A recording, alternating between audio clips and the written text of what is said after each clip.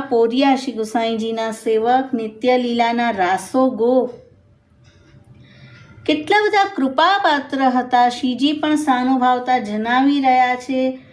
અને જ્યારે તેઓ શ્રી ગુસાઈજી પાસે આવી સેવક થયા અને કછું ટહેલ માંગી, શ્રી ગુસાઈજીએ શ્રીનાથજીના સિંગપોરની સેવા સોંપી અને કહ્યું કે તું સિંગપોરની રખવારી કરજે અને શ્રીનાથજીની પ્રસાદી રસોઈમાંથી મહાપ્રસાદ લેજે. રૂપાપુરિયા દ્વારપાલની સેવા કરતા. એકવાર શ્રીજીએ દોપહેરના સમય રૂપાને જગાડ્યા છે અને કહ્યું મને ભૂખ લાગી છે.